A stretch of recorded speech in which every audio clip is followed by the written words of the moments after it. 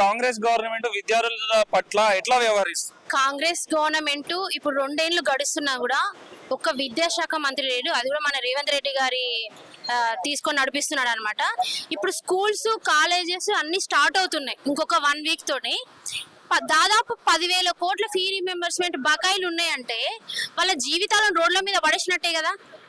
ఇప్పుడు ఫీ రీమెంబర్స్మెంట్ పేరు మీద కాలేజీలు స్కూల్స్ లో మాకు ఫీజు కడితేనే మీకు సర్టిఫికెట్ ఇస్తాం, వాళ్ళ హయ్యర్ ఎడ్యుకేషన్కి వెళ్ళే పరిస్థితి లేదు, దాంతో కౌన్సిలింగ్ అటెండ్ అయ్యే పరిస్థితి లేదు, ఉద్యోగాలకు వెళ్ళే పరిస్థితి లేదు. ఎందుకంటే సర్టిఫికేట్ కాలేజ్ వాళ్ళ దగ్గర ఉన్నాయి కదా. మరి కాలేజ్ వాళ్ళు ఇవ్వాలంటే కాలేజ్ వాళ్ళకు బకాయిలు తీరాలి కదా. బకాయిలు ఎవరు తీర్చాలి?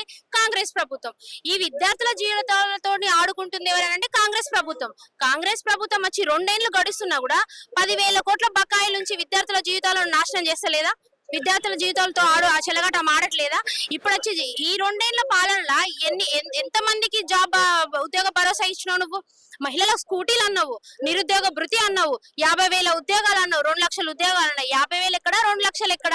ఇప్పటివరకు ఎన్ని లక్షల ఉద్యోగాలు ఇచ్చినా నువ్వు లెక్క చెప్పాలి. ఆ లెక్క ఇంతవరకు క్లియర్ కాలేదు. ఇంకొక 2 ఏళ్లు గడిస్తే ప్రభుత్వమే అవుతుంది కదా.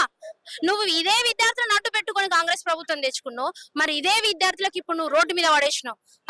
రాబోయే రోజుల్లో ఈ తెలంగాణ సాక్షిగా ఈ తెలంగాణలోని 1,200 మంది బలిదానాల తర్వాత తెచ్చుకున్న ఈ తెలంగాణ రాష్ట్రాన్ని ఇంతమంది బలిదానాలు చేసుకున్న వీళ్ళ అమరవీరుల సాక్షిగా ఈ రోజు గన్ పార్క్ దగ్గర వాళ్ళకి నివాళులు అర్పించి ఈ రోజు భారతీయ యువ మోర్చా మా రాష్ట్ర అధ్యక్షులు గణేష్ కుండే గారి ఆధ్వర్యంలో ఇంతమంది బీజేపీ కార్యకర్తల సమక్షంలో ఉద్యోగుల పట్ల, నిరుద్యోగుల పట్ల, విద్యార్థుల పట్ల మేము ఎప్పుడు అండగా ఉండి వాళ్ళ కోసం మా పోరాటం కొనసాగిస్తామని ఈ రోజు మనస్ఫూర్తిగా మేమందరం శబ్దం చేస్తున్నాం. కాంగ్రెస్ ప్రభుత్వం విద్యార్థుల పట్ల గానీ నిరుద్యోగుల పట్ల గానీ ఎలా వ్యవహరిస్తుందని చెప్తారు?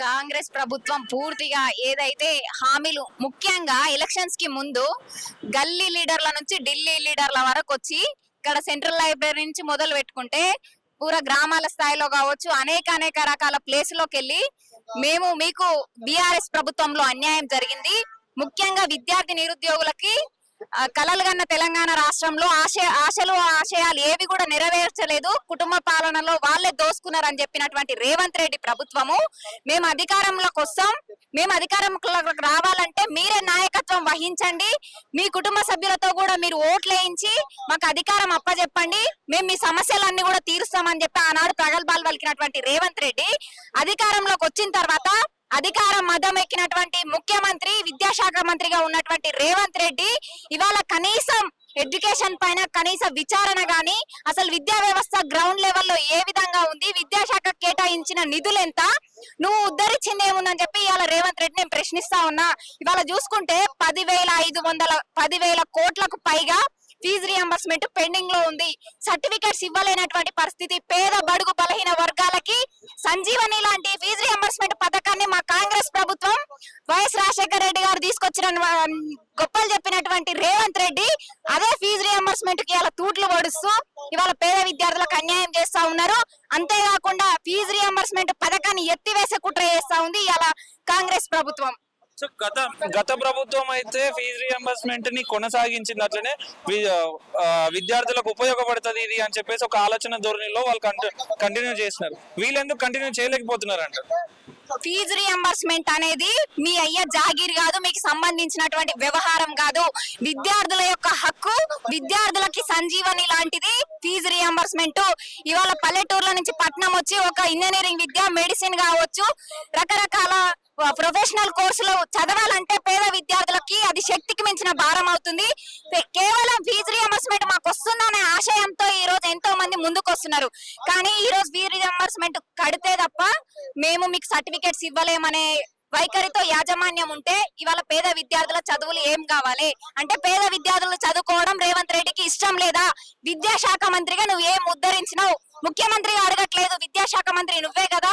నీ మొహానికి ఏ రోజైనా విద్యాశాఖ పైన సరైన సమీక్ష జరిపించిండ్రా? లేదు. ఎక్కడ చూసుకుని ఏమనంటే ఇంటర్నేషనల్ స్కూల్స్ అంటారు. ఉన్న పాఠశాలల్ని ఉద్ధరించినటువంటి రేవంత్ రెడ్డి నువ్వు ఇంటర్నేషనల్ స్కూల్ తెచ్చి ఏం మెలుగబెడతావని. సో కాంగ్రెస్ గవర్నమెంట్ విద్యార్థుల పట్ల గానీ నిరుద్యోగుల పట్ల గానీ ఎలా వ్యవహరిస్తుందని చెప్తారు మీ బీజేపీ తరఫున? అంటే కాంగ్రెస్ పార్టీ నిరుద్యోగులను విద్యార్థులు ఎప్పుడో మర్చిపోయింది కదా. ఆల్రెడీ విద్యార్థుల గురించి ఆలోచించే పరిస్థితి లేదు ఇప్పుడు రేవంత్ రెడ్డి గారు. కేవలం ఫ్యూచర్ సిటీ అని చెప్పి వేల కోట్ల రూపాయలు దండుకోవడం కోసం మాత్రమే ఈరోజు పనిచేస్తున్నాడు తప్ప ప్రజల కోసం ఏం పనిచేయట్లే.